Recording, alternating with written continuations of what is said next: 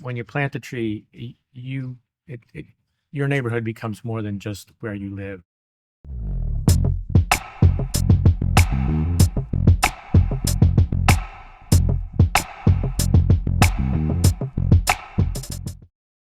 Welcome to People and Trees, an exploration of the social, technical, and environmental impact of urban forestry. We're the New Jersey Tree Foundation, and we plant trees in the neighborhoods that need them most at the request of the people who live there. The goal of this series is to recognize and share the collective wisdom of our volunteers and partners. We met Barbara Morgan in the last episode, and we returned to the Forest Hill section of Newark. I used to climb up that tree as a kid, much to my mother's dismay. That tree is probably like 75 years old because that happened soon after my grandmother moved in here. So it was a lot smaller when I was younger. So it's a lot easier to climb.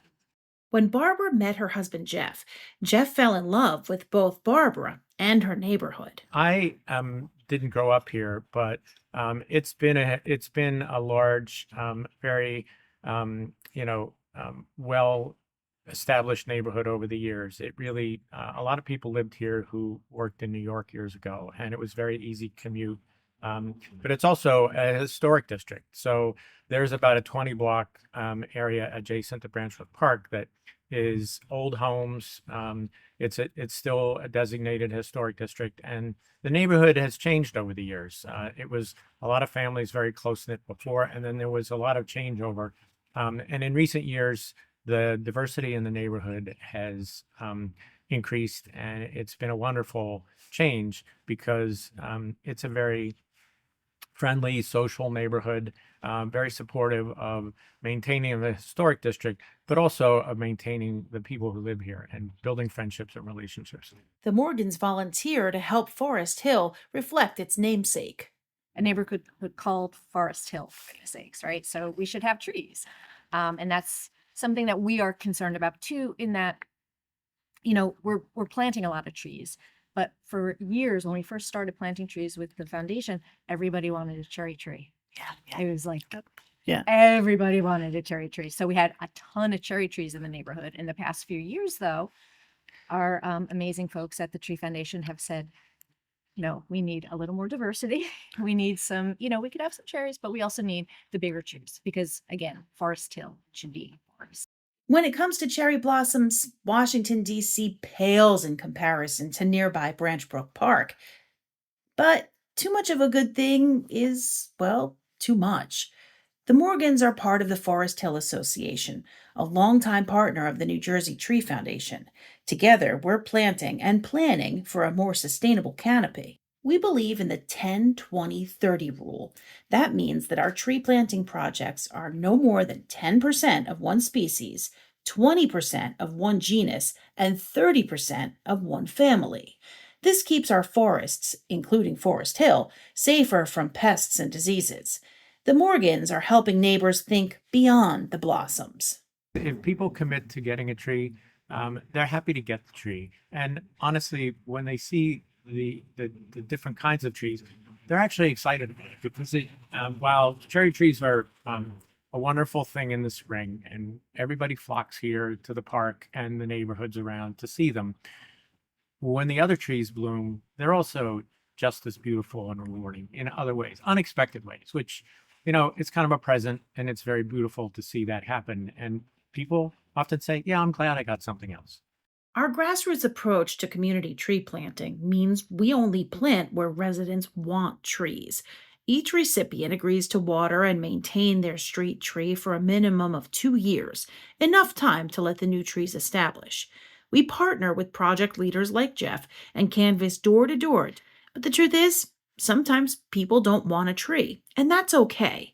But if someone isn't sure, Jeff shares some techniques he's developed over the years to help neighbors make a more informed decision. The important thing is not to try to force anyone to want to take a tree if they don't, but at least you can use that opportunity to inform them as to what the benefits are and try to identify.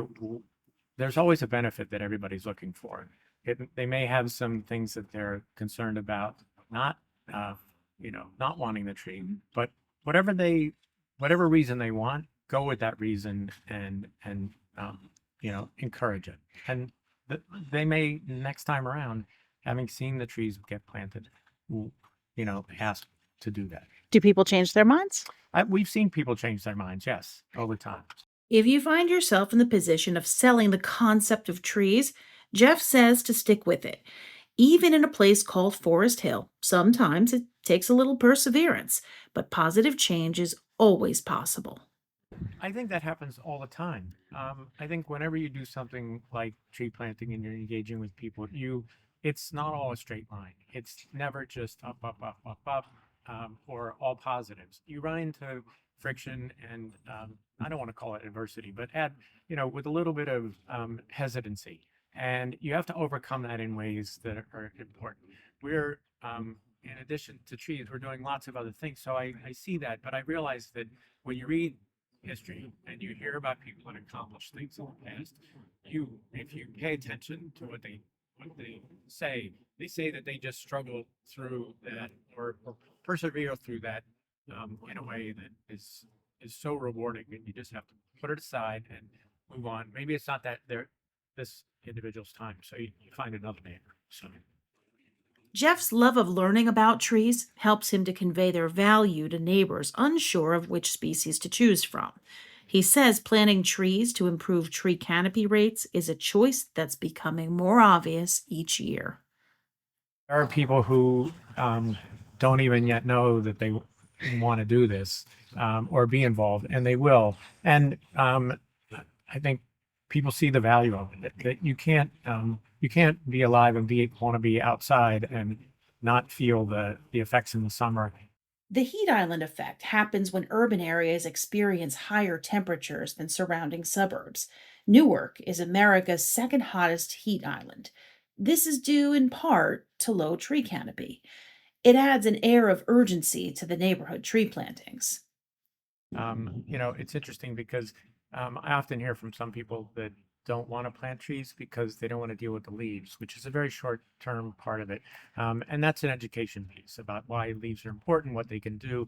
But everybody likes shade on a hot summer day.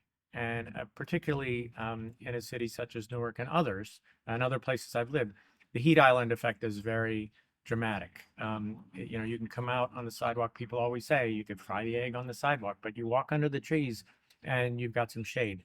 It also supports a lot of, biodiversity, birds, insects, and other things that go along with it. In Forest Hill, the trees have the power to start conversations and forge friendships.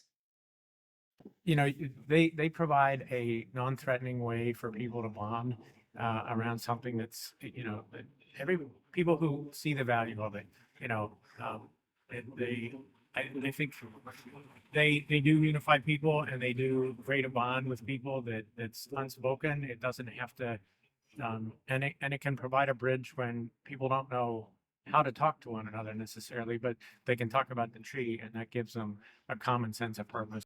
Barbara and Jeff say the benefits of trees, and especially the act of tree planting, can shape generations.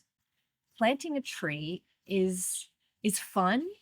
It's great exercise, and you have something that's going to last for a very long time. It should outlive you. Not to be morbid, but it should. But you can plant it. You get to watch it grow. If you move away, you can come back and say, "Hey, I planted that tree." We've had kids do that.